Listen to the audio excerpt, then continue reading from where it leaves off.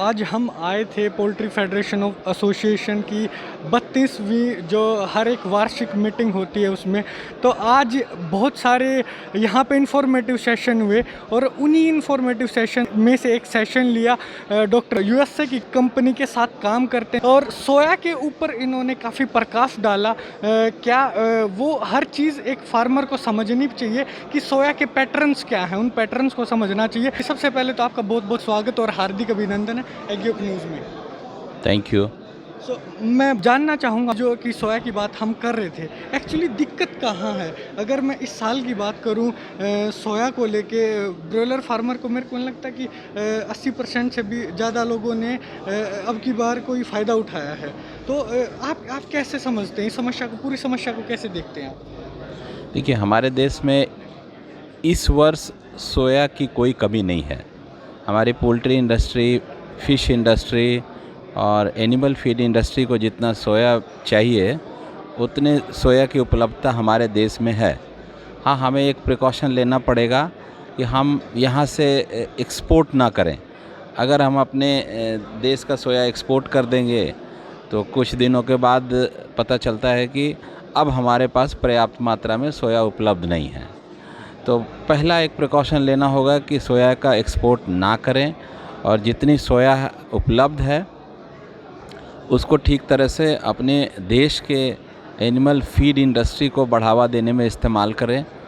तो इससे poultry industry को, फ़िश इंडस्ट्री को और डेयरी इंडस्ट्री को काफ़ी फ़ायदा मिलेगा।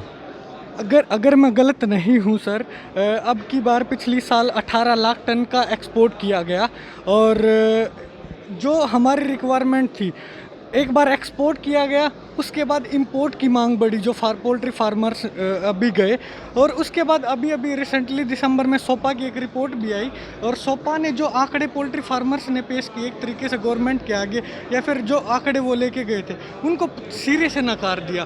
तो इस पे क्या समझते हैं कि एक बार एक्सपोर्ट करना फिर इंपोर्ट की मांग करना, और क्या पोल्ट्री फार्मर्स को ये नहीं पता कि जो डिमांड एंड सप्लाई वो कंफर्टेबल है, प्रोडक्शन कंफर्टेबल है सोया का? देखिए, हमारे देश में सोया की उपलब्धता काफ़ी अच्छी थी, तो इसलिए हमारे कंजम्पशन नंबर पे लोग इतना ध्यान नहीं दे रहे थे। हमारे देश में पिछले साल भी सिर्फ़ और सिर्फ एनिमल फीड इंडस्ट्री में 58 से 60 लाख टन सोया की रिक्वायरमेंट थी, लेकिन इस रिक्वायरमेंट को लोगों ने कम आंका। लोग सोचते थे कि यहाँ की रिक्वायरमेंट 48 से 50 लाख टन की है और इस हिसाब से उन्होंने सोयाबीन मील का एक्सपोर्ट कर दिया। और जब मील की शॉर्टेज हुई तब जाके सब लोग रियलाइज़ करने लगे कि सचमुच भारत में सिर्फ एनिमल फीड इंडस्ट्री में सोया की डिमांड 62 लाख टन की है और ह्यूमन फूड इंडस्ट्री में सोया की डिमांड 10 लाख टन की है। तो हमारे देश में टोटल सोया की डिमांड 72 लाख टन की है और इसको एड्रेस करने के लिए हमें सोया फार्मर, सोया प्रोसेसर और जो ख़रीदने वाले जो यूज़र इंडस्ट्री हैं, इन तीनों के बीच एक अच्छा समन्वय होना चाहिए और इनको एक दूसरे की बातें समझनी चाहिए और पहली प्रायोरिटी देश को देनी चाहिए और उसके बाद हमारे पास सरप्लस है तो हमें ज़रूर एक्सपोर्ट करना चाहिए। जी, तो भविष्य में सर मैं जानना चाहूँगा, जो भी हमारे दर्शक देख रहे हैं, तो भविष्य में आपने बोला कि अपनी प्रेजेंटेशन पे कि फार्मर का मूड देखना बहुत ज़रूरी है, तो भविष्य में आप कैसे देखते हैं फार्मर का मूड? आपका मानना है कि भी फार्मर के पास सोया, तो आपको क्या लगता है मूड क्या है फार्मर का? देखिए, पिछले साल फार्मर ने देखा कि इसी बाज़ार में सोयाबीन 100 से 110 रुपये किलो तक बिका। तो आज अगर फार्मर ये उम्मीद कर रहा है कि फिर से उनको उसी तरह की प्राइस मिले, तो इसमें उनकी कोई गलती नहीं है। उनका एक्सपेक्टेशन सही है, लेकिन वास्तविकता इस साल वैसी नहीं है। इस साल हमारे पास इतना सोया उपलब्ध है जितने से कि हम इस देश में सारी इंडस्ट्री को कैटर कर पाएँ और इसके साथ साथ 6-7 लाख टन का एक्सपोर्ट भी कर पाएँ, इतनी मात्रा में उपलब्ध है।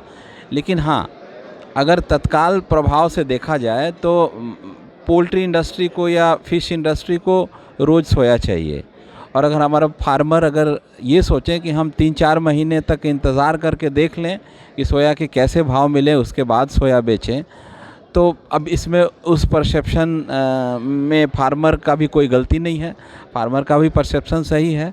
और अगर फार्मर 3-4 महीने सोया नहीं लाते हैं तो एक बहुत बड़ी क्राइसिस आ जाएगी और फीड इंडस्ट्रीज़ को बहुत ऊंचे दाम पे सोया खरीदने की ज़रूरत पड़ सकती है। तो जी, ये थे हमारे साथ डॉक्टर जी ने सोया के बारे में आप सब लोगों को बताया।